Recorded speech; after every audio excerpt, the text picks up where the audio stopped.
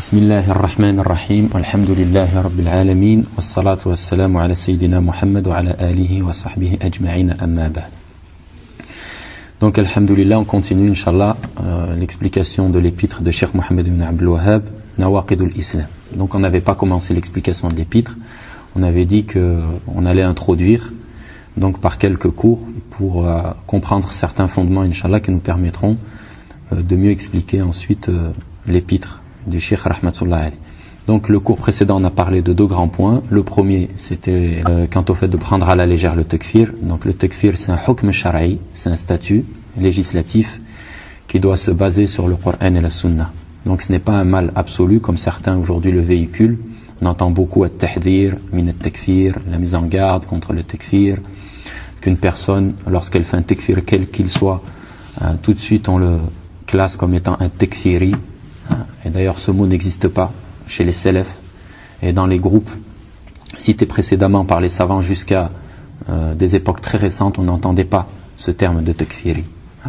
Aujourd'hui il a sûrement, wallahu a'lam, un objectif politique, idéologique qui est de faire fuir les musulmans du takfir de manière absolue. Et aussi on avait dit donc il y a deux extrêmes par rapport au takfir. Le premier c'est le fait donc de dire que c'est de manière exclusive réservé aux savants. Donc ça c'est faux. Il y a même un certain statut de mécréance, donc takfir, qui s'ils ne sont pas faits par la personne, l'islam de la personne n'est pas authentifié, comme statut de la mécréance des juifs, des chrétiens et des associateurs.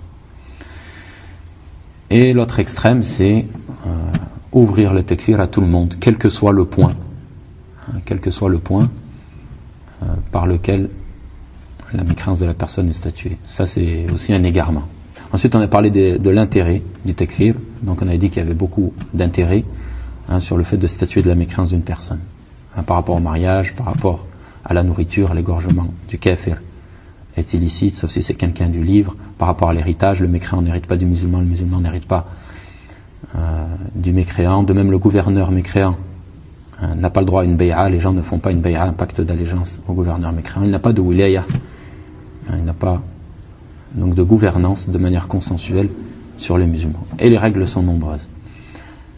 De même la personne mécréante, on ne prie pas sur elle, on ne prie pas derrière elle, lorsqu'elle meurt on ne prie pas sur elle, on ne la lave pas, on ne lui met pas le linceul, des rites qui sont exclusivement réservés aux musulmans. De même on ne l'enterre pas avec les musulmans, on ne fait pas at-tarahhum ensuite, on ne demande pas la miséricorde pour lui, on ne fait pas d'invocation pour lui. Donc ça, comment est-ce qu'on peut savoir est-ce que cette personne a droit ou non à ces différents statuts? C'est par le fait de statuer de sa mécréance ou non. Donc ça c'était les deux gros points du dars de la semaine dernière. Cette semaine incha'Allah on va aborder donc la notion de iman, la notion de croyance, de foi. Qu'est-ce que la foi dans la langue arabe et qu'est-ce que la foi dans sa définition législative? Et aussi la notion de mécréance, de kufr. Qu'est-ce que al-kufr dans la langue arabe et qu'est-ce que al-kufr dans le sens législatif? Et nous c'est les sens législatifs qui nous intéressent le plus, bien plus que les sens linguistiques. Donc ça c'est en lien avec un point qui est important, c'est la connaissance de ce qu'on appelle en arabe al-haqa'iq, les réalités, les définitions.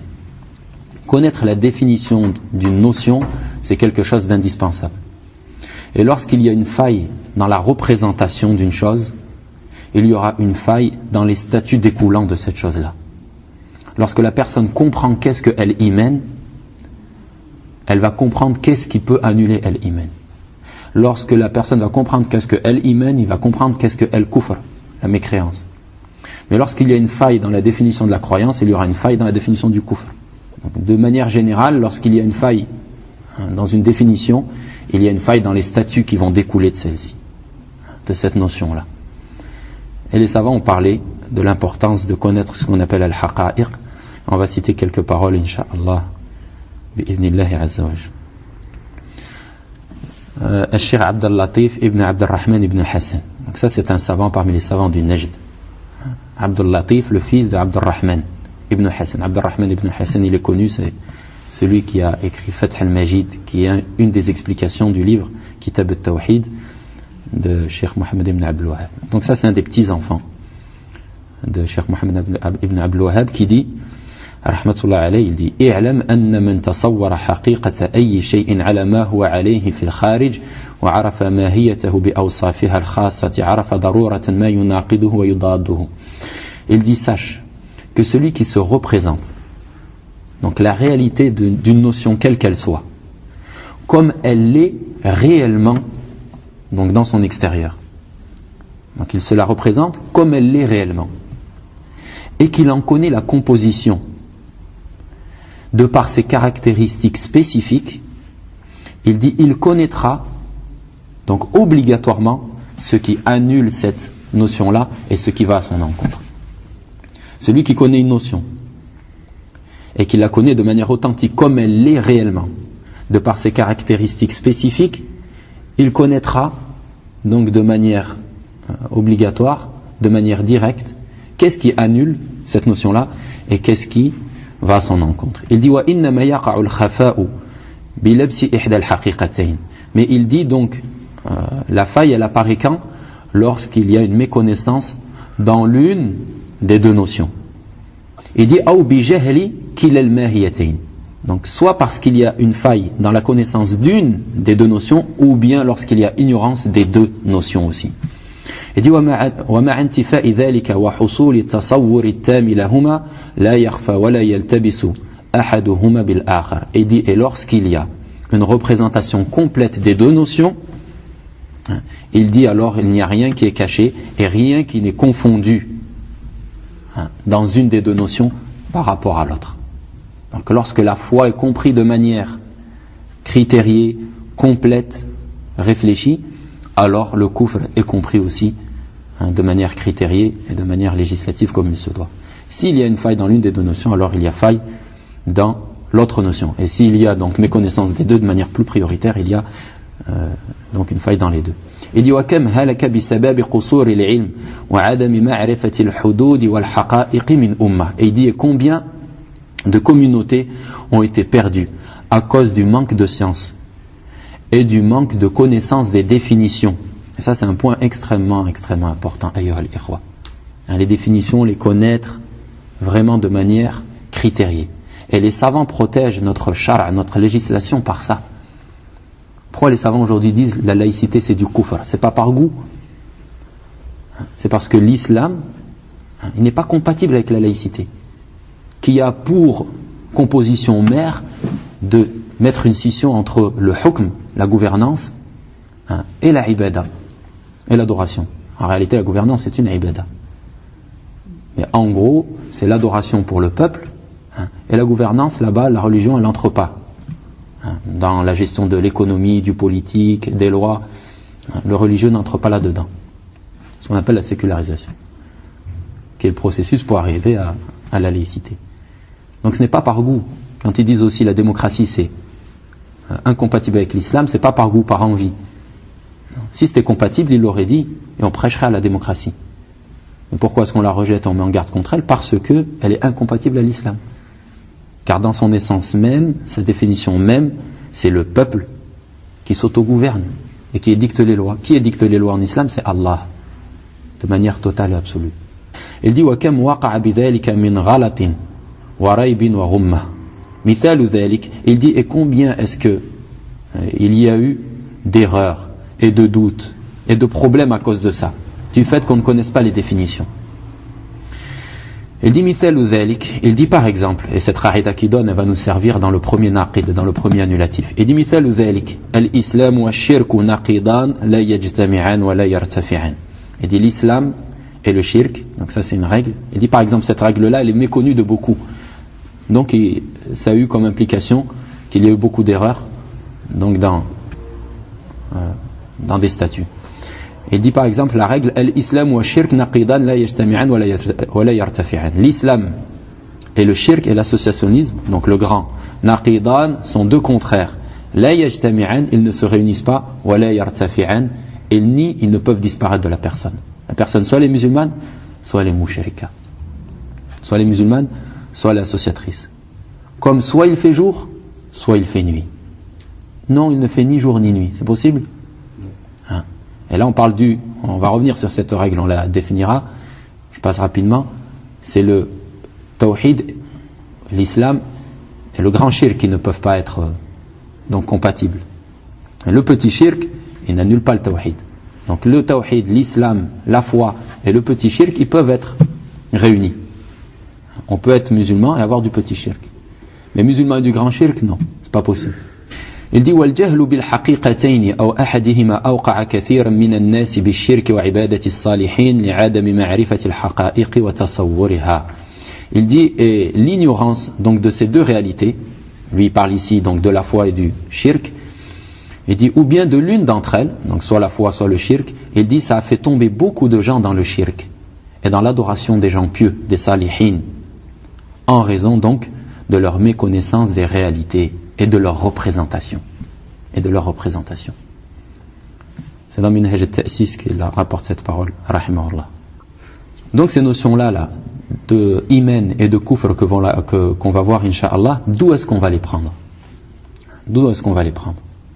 Car les définitions, al-haqa'iq, donc on les tire de trois choses. Soit de la législation, et c'est la priorité, du Coran et de la Sunna, des paroles d'Allah et du prophète sallallahu alayhi wa sallam. Si on ne les trouve pas là-dedans, mais ce n'est pas le cas dans la aqidah tout est défini par la législation, dans le urf, dans la coutume, dans les habitudes. Et si on ne trouve pas ça dans le urf, dans les coutumes, alors on va tirer ça de la langue arabe. Mais à la base, lorsqu'on a un terme cité dans le Coran et la Sunna, on va le chercher où? On va le chercher dans la législation. S'il n'a pas de sens spécifique défini législativement, alors on cherche dans le urf, dans la coutume. Et s'il n'y a rien non plus dans la coutume qui vient définir ce terme-là, alors c'est dans la langue arabe. Et c'est cet ordre-là que l'on suit.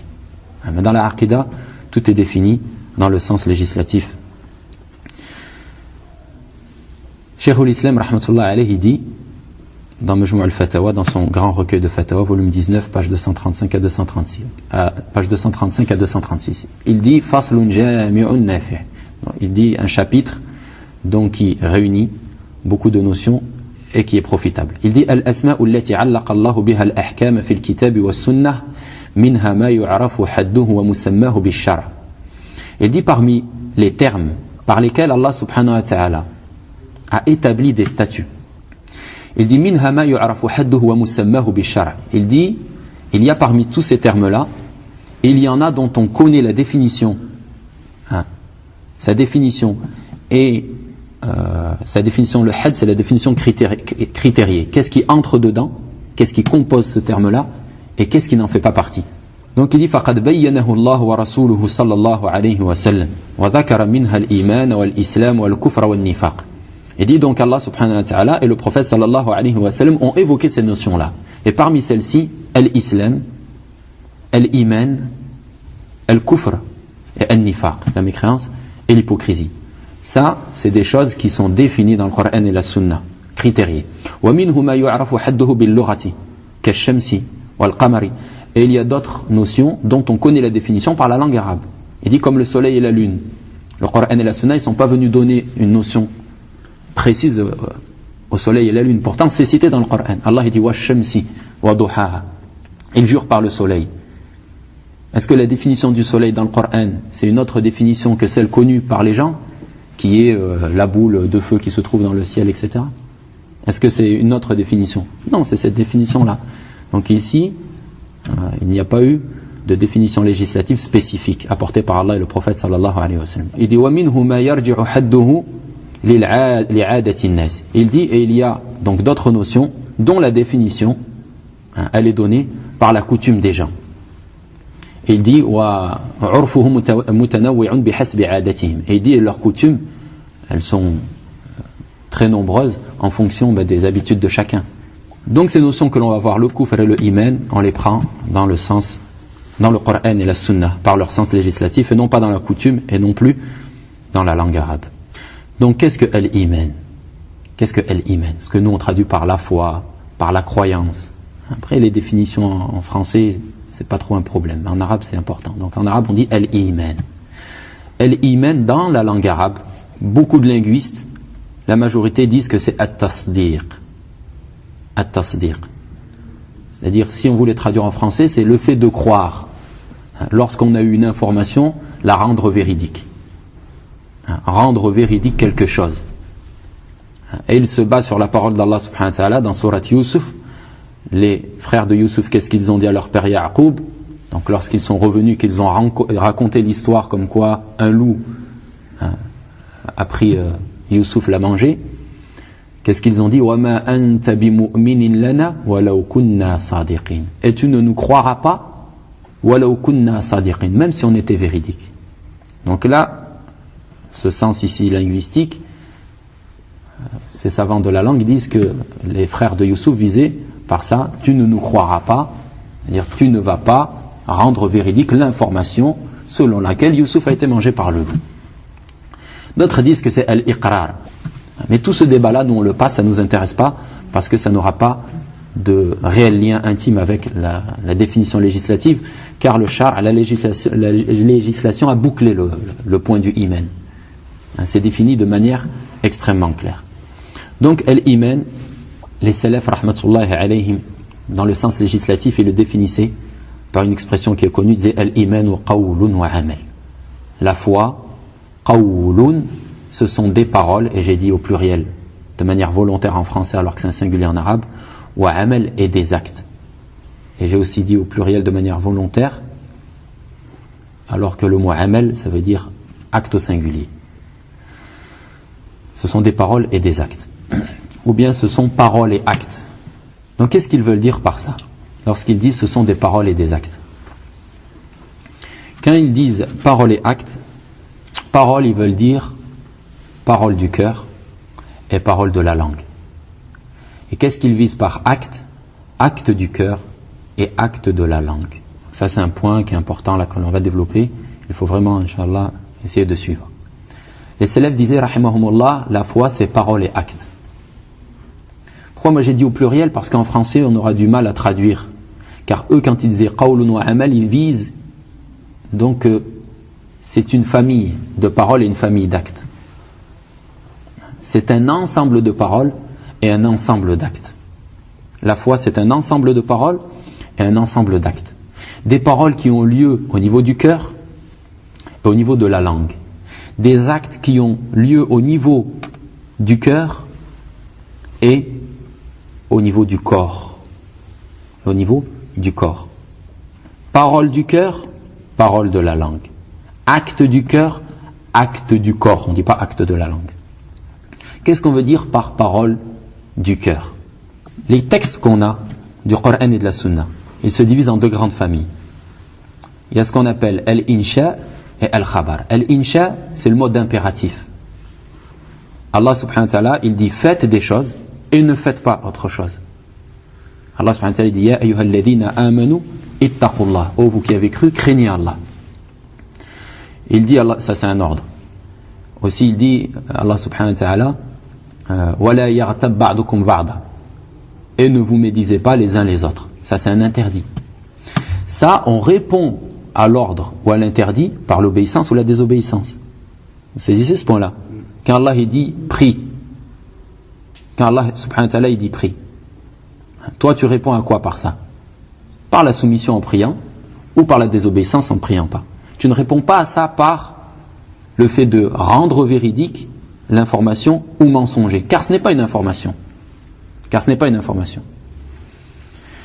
Donc ça, le fait de obéir ou ne pas obéir, ça n'entre pas dans les paroles du cœur. Qu'est-ce qui entre dans les paroles du cœur? C'est le fait de statuer de la véracité ou non, donc des informations du Coran et de la Sunna. Par exemple, Allah subhanahu wa ta'ala dit Allahu la ilaha illahu.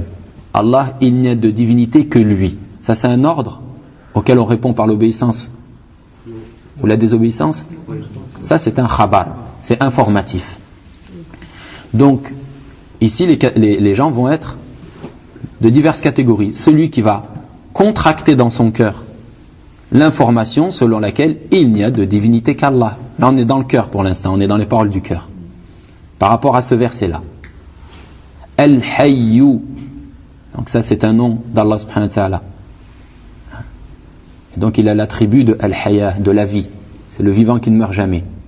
Ici, est-ce qu'on obéit et désobéit à cette information ou bien on y croit ou n'y croit pas? Voilà. Donc celui qui croit, il contracte dans les paroles de son cœur, Allah est le vivant. Celui qui n'y croit pas, Allah n'est pas le vivant. D'accord? Donc ça, l'ensemble de tes paroles que tu as dans ton cœur, c'est ce par quoi tu réponds aux informations du Coran et de la Sunna. Ou bien à autre chose. Parfois ce n'est pas dans le Coran et la Sunna. Nous on parle pour nous en tant que musulmans. Et le chrétien par exemple, dans ses paroles du cœur, il a Jésus est le Fils de Dieu. Mathalan. Jésus est le Fils de Dieu. Ça c'est une parole du cœur. Ça c'est une parole du cœur. Uzayr est le Fils d'Allah. Ça c'est une parole du cœur. Il peut l'avoir dans le cœur et ne jamais le dire avec sa langue. Mais une fois que c'est dans le cœur contracté, on appelle ça une parole du cœur. Donc ça, c'est ce qu'on appelle qawlul qalb, la parole du cœur. C'est l'ensemble des informations théoriques que tu contractes. C'est saisi? Donc tu as un ensemble de paroles du cœur par rapport à Allah. Il est unique, c'est le vivant, qui ne meurt jamais, il est Ar-Rahman, il est Ar-Rahim, il est exempt de défauts, il n'a pas d'enfants, il n'a pas de parents, il n'a pas de famille, il n'a pas d'associés. Tout ça, c'est des paroles de cœur musulmanes, en accord avec le Coran et la Sunna. Après, il y a des paroles de cœur kufriya. Allah a des enfants, Allah a un associé, Allah n'existe pas, par exemple. Tout ça, c'est des paroles du cœur qui sont kufriya. Donc, la foi, c'est qawlul qalb. Il faut obligatoirement des paroles du cœur. Et là, tout ce qui est apporté par le Coran et la Sunna, il faut que ce soit contracté et qu'on y croit.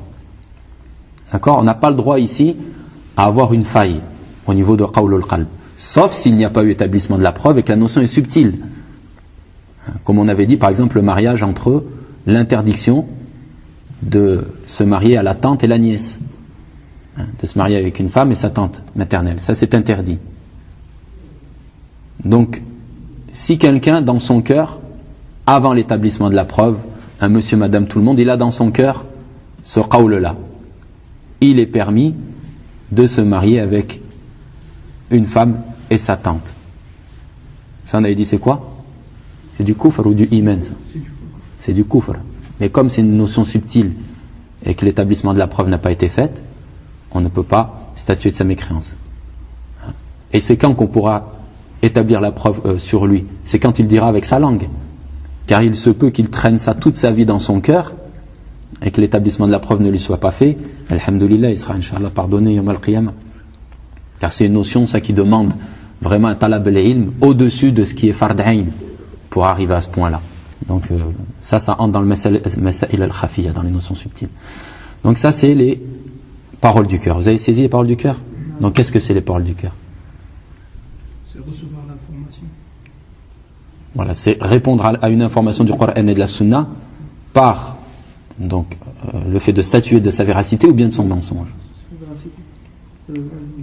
Voilà. Quand c'est statuer de sa véracité, c'est du iman. Et quand c'est statuer de son mensonge, c'est du kufr. Donc ça, c'est les paroles du cœur. Parole de la langue. Donc qu'est-ce qui est parole de la langue? La shahada. La shahada, ça c'est un pilier dans la foi. Il ne peut y avoir islam sans la shahada. Ashhadu an la ilaha illallah wa ashhadu anna Muhammadan Rasulullah. Celui qui n'atteste pas cette attestation-là, il n'est pas musulman. Sauf s'il n'atteste pas parce que il est akhras, il est muet, ou bien il est mukrah, ou bien il est contraint, parce que par peur de la mort, parce qu'il est sous le pouvoir de quelqu'un qui peut le tuer, qui le menace si jamais il dit la shahada de le tuer, alors il est ici donc déchargé et il a la rukhsa, la permission de ne pas dire donc la shahada. Mais à la base, par libre choix, ne pas dire la shahada, ça selon le ijma' c'est du kufr extérieur et intérieur. La personne n'est pas musulmane dans ce monde et l'autre. D'accord? Et ensuite, donc quand on dit parole de la langue, ça c'est un pilier.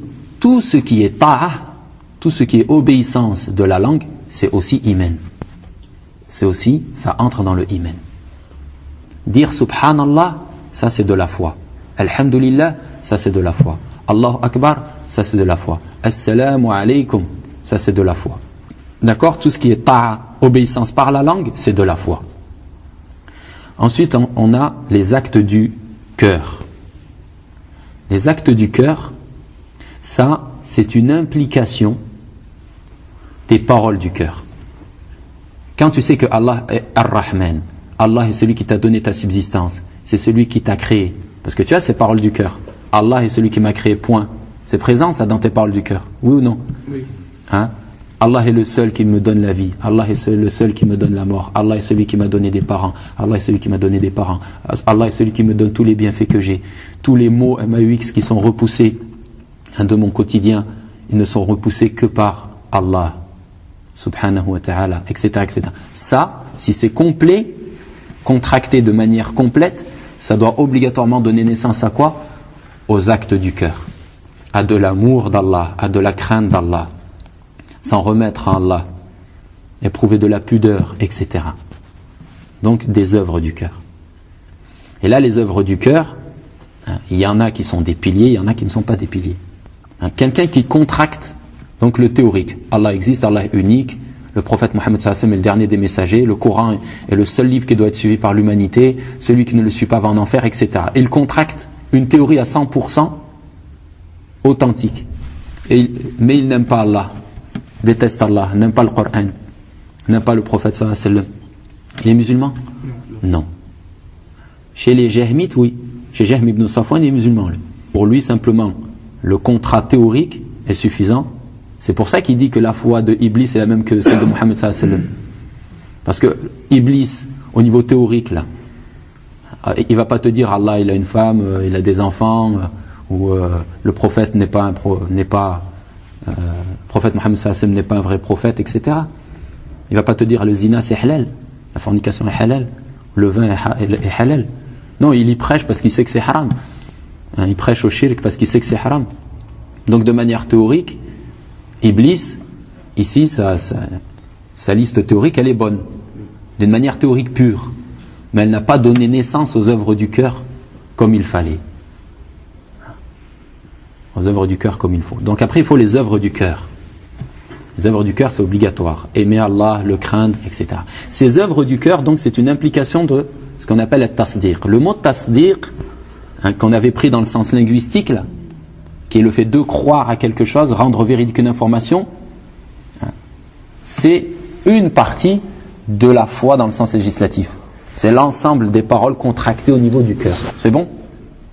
Ces paroles contractées au niveau du cœur, si elles sont contractées de manière authentique à 100%, elles doivent obligatoirement donner naissance à quoi? À des œuvres du cœur, amour, crainte, etc. Ces œuvres du cœur d'eux-mêmes, si elles sont réelles, elles doivent obligatoirement donner naissance aux actes du corps. Il est inimaginable que quelqu'un aime, craint Allah subhanahu wa ta'ala comme il se doit, et qu'ensuite il n'agisse pas. C'est pour ça que les célèbres disaient qawlun wa amal. Donc, parole du cœur, parole de la langue, actes du cœur qui sont très nombreux, et actes du corps qui sont aussi très nombreux.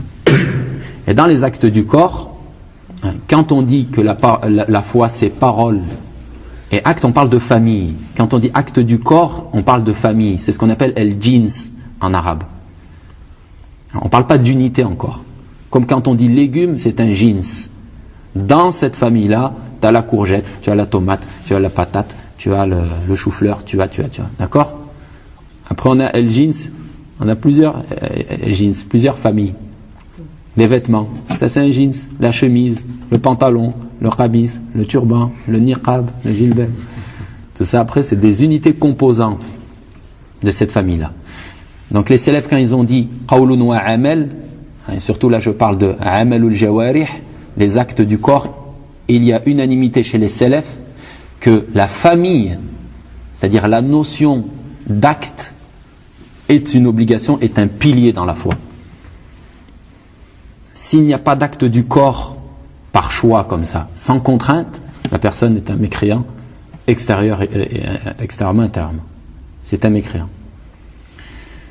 Après, est-ce qu'il y a des unités qui, elles, sont un pilier? Là, il y a après divergence. Et l'avis le plus authentique est celui auquel on prêche et sur lequel on n'a aucun doute, c'est que la prière est un pilier ici. Celui qui ne prie pas, qui n'a pas cet acte du corps, est un mécréant.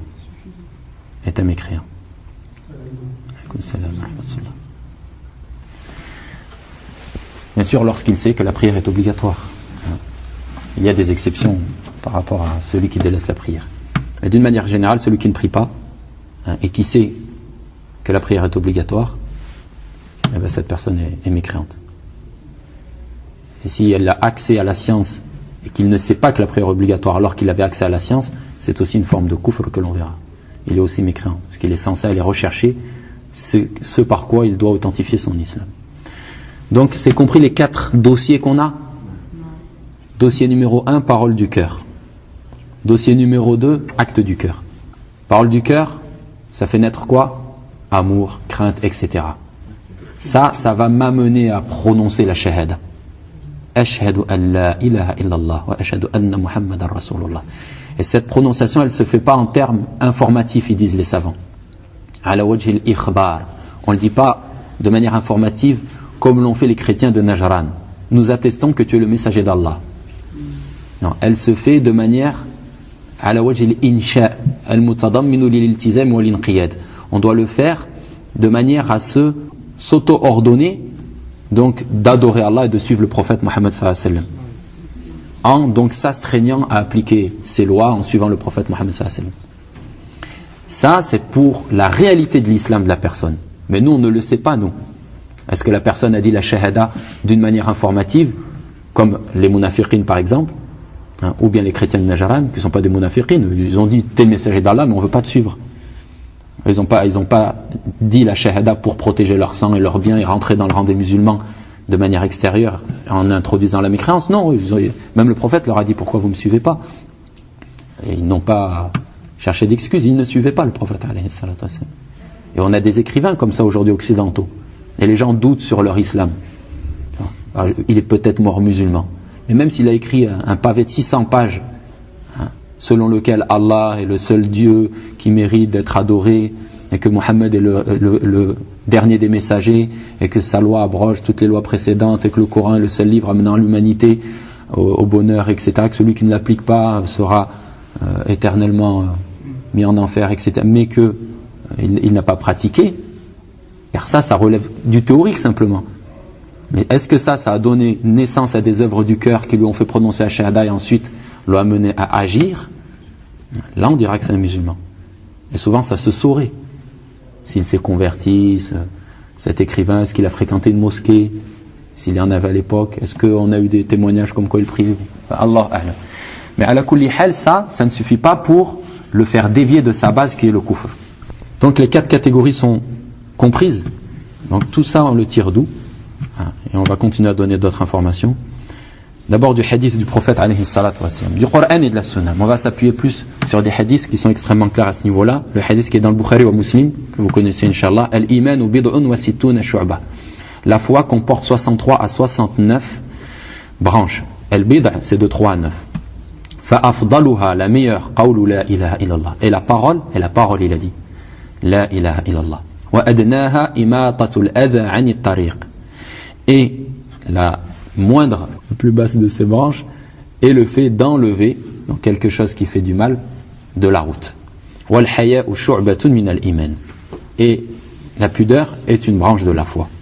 Donc ici le prophète alayhi salatu wa sallam, il donne beaucoup d'informations et ce hadith il est important. Il est extrêmement important pour répondre d'une part aux Khawarij et d'une autre part aux Murji'a. Al-Iman bid'un wa sittuna shu'ba. Donc la foi comporte 63 à 69 branches. Donc première notion, la foi elle est complexe. Elle n'est pas simple dans sa composition. Elle est composée de plusieurs unités. Donc de 63 à 69 branches. Ce n'est pas qu'une branche. D'accord? Il y a plusieurs branches. Donc là tout de suite on répond à qui? Aux Murji'a, selon lesquels la foi c'est le simple fait de croire. Simple fait de croire. Il dit فَأَفْضَلُهَا, la meilleure de ces branches-là est la parole La ilaha illallah. Et la parole La ilaha illallah. Donc on tire une autre notion, c'est que la foi elle est composée de paroles. Car il a dit la parole La ilaha illallah. Et La ilaha illallah, ici certes ce qui est visé c'est la parole par la langue. Mais c'est aussi une parole qui se trouve où? Dans le cœur. Elle se trouve dans le cœur. Car si elle se trouve dans le dans la langue, sur la langue et pas dans le cœur, c'est du nifaq. C'est de l'hypocrisie. Et donc la plus basse, c'est le fait d'enlever quelque chose qui dérange de donc la route. Ça montre qu'il n'y a pas donc la même, que les branches n'ont pas le même niveau. Il y a celle qui est le plus en haut, c'est la parole la ilaha illallah, et il y a celle qui est tout en bas, c'est le fait d'enlever quelque chose qui dérange de la route. Et ça, c'est une parole, c'est un acte du cœur, un acte du corps, c'est un acte du corps. Donc avant on avait une parole, qawlu la ilaha illallah, et ici on a un acte du corps. Wal haya'u, et la pudeur, shu'batun min al-iman. Et la pudeur qui est quoi? Un acte du cœur et une branche de la foi, une animal reconnu authentique.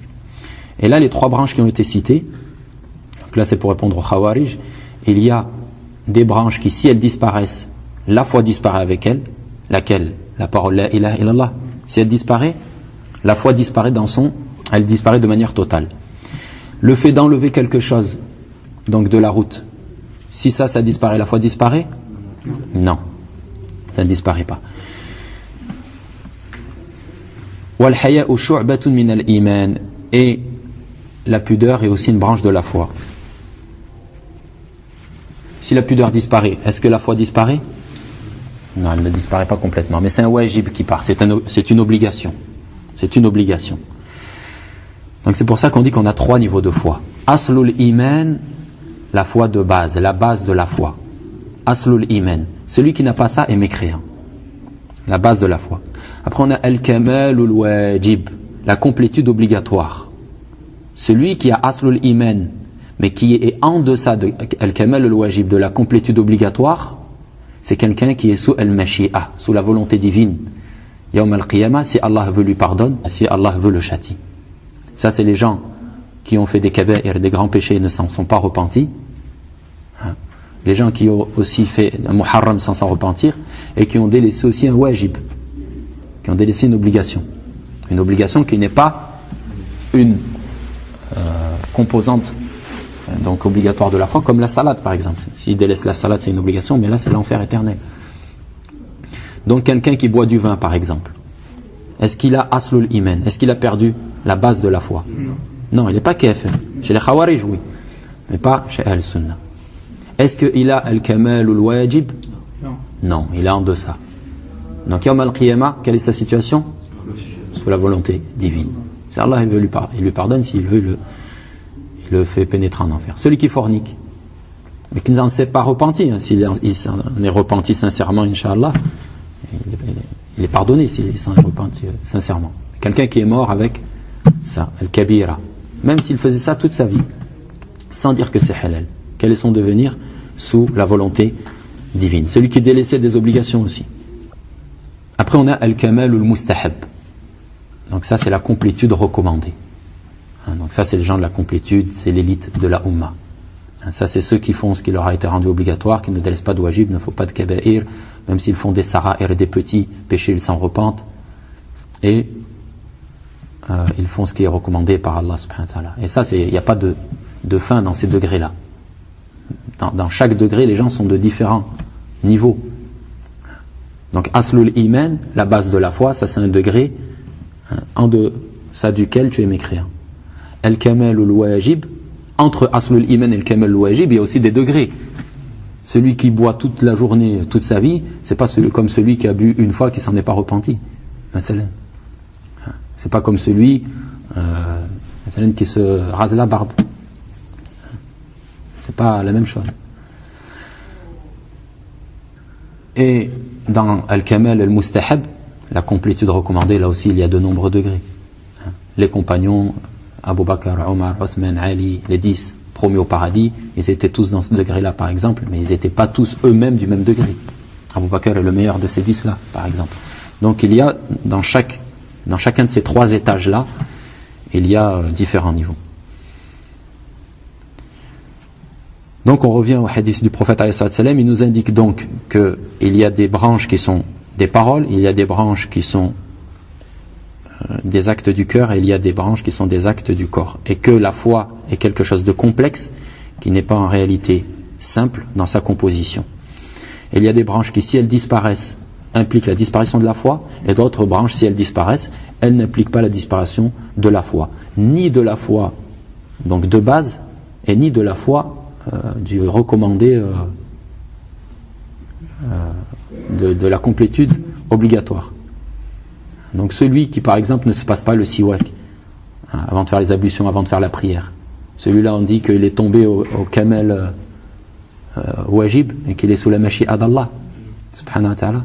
Non, celui-là s'il ne fait pas de kaba'ir et qu'il ne délaisse pas de wajibat, il reste dans le camel mustahab.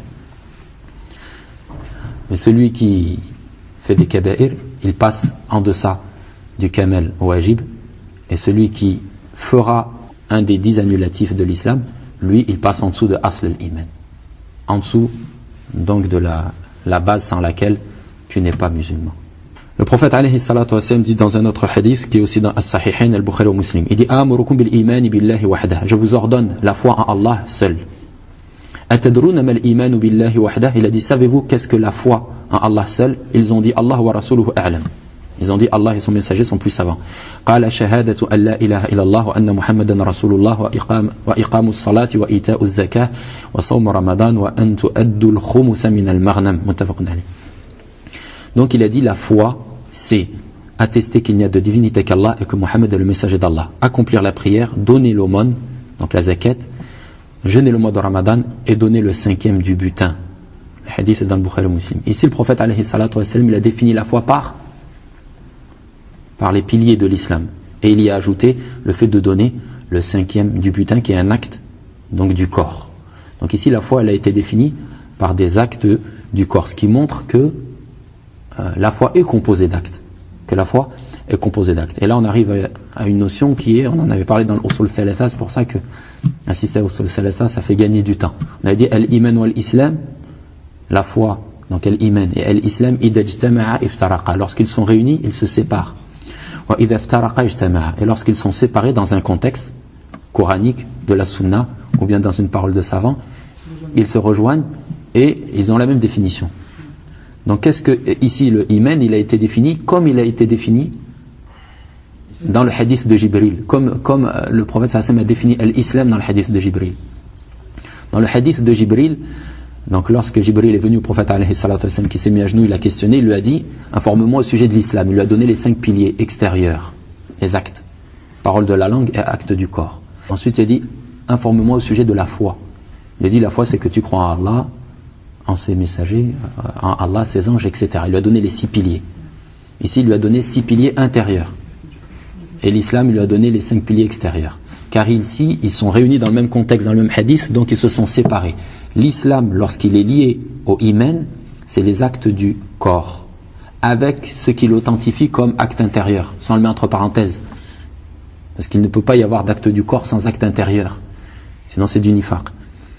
Et le iman, quand il est lié à l'islam, ça c'est des notions qui sont importantes, qui servent plus tard. Lorsque le iman il est lié dans le même contexte à l'islam, ça renvoie à quoi? Donc à l'intérieur. Ça renvoie donc à l'intérieur, au pilier de la foi intérieure, aux croyances intérieures, avec ce qui l'authentifie comme acte extérieur. La shahada de la langue, la prière, selon la parole la plus authentique, c'est le consensus des salafs. Donc ici le prophète alayhi salatu wa sallam a défini la foi par les 5 piliers. Donc il ne faut pas confondre et se dire pourquoi est-ce qu'il a défini la foi par cela, car la foi, l'islam, al-bir, al-taqwa, tous ces termes-là, lorsqu'ils sont pris de manière indépendante, ils renvoient à la religion dans sa complétude. À la religion dans sa complétude. Le prophète alayhi salatu wa sallam dit aussi dans le hadith d'Abi Sa'id al-Khudri, il est rapporté par Muslim, Man ra'a minkum munkara falyughayyirhu biyadihi fa in lam yastati' fa bilisanihi fa in lam yastati' fa biqalbihi wa dhalika ad'afu al-iman. Là on est toujours à apporter des preuves que la parole est acte. Le prophète sallallahu alayhi wa sallam dit, celui qui voit parmi vous une chose de répréhensible, qu'il la change par sa main. C'est un acte du corps. S'il ne le peut pas, par sa langue. C'est un acte c'est une parole de la langue. Ittaqillah, crains Allah, ne fais pas ça, etc. Fa in lam yastati', s'il ne peut pas, fa biqalbi, par son cœur. C'est un acte du cœur. Un acte du cœur. Donc quand tu vois un munkar, le minima requis pour être un croyant, c'est de détester ce munkar. L'imam Ahmed rahimahullah a dit, donc cette parole on trouve dans le livre As-Sunnah de l'imam Abdullah, le fils de l'imam Ahmed ibn Hanbal, Al-imanu qawlun wa amal yazid wa yanqus. La foi et parole et acte, elle augmente et elle diminue. Ça aussi c'est un asl, c'est un fondement chez les gens de la Sunnah. La parole, la foi, elle augmente et elle diminue. Elle augmente et elle diminue. Plus je fais de ta'a, yazidu bit ta'a, al-iman yazidu bit ta'a, la foi augmente avec quoi? Avec l'obéissance. Plus je fais d'obéissance, hein, en termes de cœur, de corps ou de langue, plus ma foi augmente. Et plus je fais de péché, et plus ma foi diminue. الإمام إسماعيل الأصبهاني a dit الإيمان في الشرع عبارة عن جميع الطاعات الظاهرة والباطنة. Il a dit la foi, donc dans le shar', la législation, c'est en réalité toutes les obéissances qui sont extérieures et intérieures. Donc tout ce qui est obéissance intérieure-extérieure, c'est la foi. C'est la foi. Mais est-ce que c'est la base de la foi? Non. Ils n'ont pas les mêmes statuts, toutes ces paroles et actes. Ils n'ont pas tous le même statut. Se passer le siwak, c'est de la foi, hein? Croire qu'Allah est unique en termes de paroles de cœur, c'est de la foi. Aimer Allah, c'est de la foi. Oui. Aimer le prophète sallallahu alayhi wa sallam, c'est de la foi. Aimer le Coran, c'est de la foi. Prier, c'est de la foi. Oui. Visiter ses parents, lier le lien de la parenté, c'est de la foi. Oui. Toutes ces choses-là sont de la foi. Donc tout ça, ça entre dans les branches de la foi. Mais elles n'ont pas le même degré. Certaines branches, lorsqu'elles disparaissent, impliquent la disparition de la foi. Lorsque certaines branches disparaissent, elles impliquent que la complétude obligatoire a disparu. Donc la personne est sous la volonté divine. Et d'autres, donc Yawm al-Qiyamah, si Allah a voulu pardonner ou bien le châtie, et d'autres branches, lorsqu'elles disparaissent, elles n'impliquent aucunement une disparition de la complétude obligatoire, mais de la complétude recommandée, suivant le niveau de l'acte. Après, on a des paroles d'Ibn al-Qayyim qui sont extrêmement importantes. La première, elle est dans Uddati as-Sabirin, la provision des patients. Il dit Al-imanu qawlun wa amal. Donc la foi, ce sont des paroles et des actes. Al-qawlu qawlu al-qalbi wal-lisan. Donc al-qawl, qu'est-ce qu'on vise par la parole? La parole du cœur et de la langue. Donc la parole du cœur, on avait expliqué ce que c'est. La parole de la langue aussi. Wal-amalu amalu al-qalbi wal-jawarih. Et quand on dit al-amal, quand les élèves disent qawlun wa amal, amal, ça se subdivise en deux catégories, les actes du cœur et les actes des membres. وبيان ذلك أن من عرف الله بقلبه ولم يقر بلسانه لم يكن مؤمنا. Et il dit, la démonstration de ceci, c'est que celui qui connaît Allah par son cœur, mais qui ne le confirme pas par sa langue, il n'est pas croyant. وكما قال عن قوم فرعون, tout comme Allah a dit au sujet du peuple de Pharaon, وجحدوا بها واستيقنتها أنفسهم. Ils l'ont réfuté par la langue. Donc ils ont dit à Moussa, tu n'es pas un prophète, mais leur cœur était sûr que Moussa est un prophète. De par les signes qu'il a amenés, etc. Pharaon sait très bien que Moussa a été envoyé par Allah, subhanahu wa ta'ala. De même les Juifs, quand ils disent au prophète sallallahu alayhi wa sallam, tu n'es pas un prophète, au temps du prophète sallallahu alayhi wa sallam, dans leur cœur, ils intériorisent que c'est réellement le prophète d'Allah, subhanahu wa ta'ala. Il dit, وَكَمَا قَالَ عن قوم عاد وقوم صالح, tout comme il a dit au sujet du peuple de Ad et du peuple de Salih, وعادا وثمود وقد تبين لكم من مساكنهم وزين لهم الشيطان أعمالهم فصدهم عن السبيل وكانوا مستبصرين. Et Ad et Thamoud, et donc vous avez vu le résultat donc de leur situation à travers leurs demeures qui ont été détruites. وزين لهم الشيطان أعمالهم, et Shaitan leur a embelli leurs actes. فصدهم عن السبيل, et il a été une barrière donc sur leur chemin. Il leur a barré le chemin. وَكَانُوا مُسْتَبْصِرِينَ, et ils étaient clairvoyants. Et ils étaient clairvoyants donc que Salih, que Houd, c'était des gens qui étaient sur la vérité, qu'ils appelaient réellement Allah subhanahu wa ta'ala. Donc ils ont délaissé ce chemin-là en ayant contracté dans leur cœur que ce sont vraiment des prophètes. Mais ça n'a pas suffi pour statuer du fait qu'ils étaient croyants. وَقَالَ مُوسَى لِفِرْعَوْنَ, et Moussa, qu'est-ce qu'il a dit à Pharaon? لقد علمت ما أنزل هؤلاء إلا رب السماوات والأرض بصائر. Il dit, tu sais très bien, donc Moussa il parle à Pharaon, il lui dit, tu sais très bien que celui qui a fait descendre ça là, ces signes, c'est seulement le Seigneur des cieux et de la terre. فهو حصل له قول القلب, donc il dit, il a obtenu la parole du cœur. Pharaon, il avait la parole du cœur. Il avait la parole du cœur. Donc c'est la connaissance et la science. Et ils n'ont pas été, donc ces catégories qu'on a citées auparavant, par cela croyants. Et de même celui qui dit par sa langue ce qui n'est pas dans son cœur. Quelqu'un dit j'atteste que tu es le messager d'Allah. Il dit la ilaha illallah, mais dans son cœur il n'a pas la ilaha illallah. Dans son cœur il n'a pas contracté que Mohammed réellement c'est le messager d'Allah. Il dit il n'est pas par cela croyant, par le simple fait de faire la shahada. Et ça c'est auprès d'Allah. Mais pour nous il est croyant, parce qu'il a fait la shahada. Il prie, il est avec nous. Donc pour nous c'est un musulman. Mais auprès d'Allah subhanahu wa ta'ala c'est un kafir, c'est un munafiq. Il dit donc il ne sera pas croyant jusqu'à il ne sera pas croyant jusqu'à ce qu'il apporte les actes du cœur qui sont l'amour, la haine, l'alliance et le désaveu. Il doit aimer Allah et son messager. Et il doit prendre comme alliés les alliés d'Allah et prendre comme ennemis les ennemis d'Allah. Et il doit se soumettre par son corps à Allah seul. Et il doit se soumettre donc au suivi du messager d'Allah et à son obéissance. Et il doit donc s'astreindre d'appliquer la sharia de manière interne et externe. Et s'il fait cela, ce n'est pas suffisant. Donc là pour l'instant on n'a toujours pas d'acte du corps. Et s'il fait cela, ce n'est pas suffisant pour la complétude de sa foi, jusqu'à ce qu'il fasse ce dont il a reçu l'ordre. Donc même il contracte dans son cœur de suivre le prophète et il dit aimer Allah, craindre Allah, etc. Mais qu'il ne suit pas, il n'est pas croyant. Mais ça ne veut pas dire que celui qui a une faille dans un petit suivi, par exemple il mange de la main gauche, on me dit t'es pas croyant. D'accord, il ne faut pas comprendre à l'envers. Celui qui n'agit pas du tout, il n'est pas croyant selon le consensus. Après concernant les unités, il y a des choses qui annulent l'islam ou pas, mais pas tout. Il dit aussi rahimahullah dans le Fawaïd, on finit par cela, il dit al-imanu lahu zahirun wa batin. La foi a donc une partie extérieure et une partie intérieure. Il dit sa partie extérieure c'est la parole de la langue et les actes du corps. Et l'intérieur de la foi c'est la croyance du cœur, donc les paroles, le fait de rendre véridiques les informations.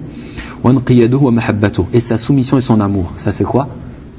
Ça c'est les actes du cœur. Il dit un extérieur qui n'a pas d'intérieur ne sert à rien. Il dit même, mais quand même par cet extérieur qui n'a pas d'intérieur, l'authentifiant auprès d'Allah, il dit le sang est protégé ici et l'argent et les enfants. D'accord? Donc celui qui extérieurement montre l'islam et qui est dans l'intérieur c'est un munafiq, nous on ne peut pas dire toi t'es munafiq comme ça, par goût ou par choix. Non, il est musulman extérieurement. Mais Yawm al-Qiyamah, il sera éternellement en enfer. Il dit et il dit il n'est pas suffisant d'avoir un intérieur donc qui n'a pas non plus d'extérieur. Il dit sauf si jamais il est impossible de pratiquer extérieurement à cause d'une incapacité. Donc on avait dit le fait de prononcer la shahada, si la personne est muette on ne va pas lui demander de la prononcer. Il dit ou bien quelqu'un qui est contraint. Donc quelqu'un, les mécréants ont mis le sabre sur sa nuque. Tu fais shahada, on te coupe la tête. Donc à ce moment-là, il a la dérogation de ne pas faire la shahada pour protéger sa vie.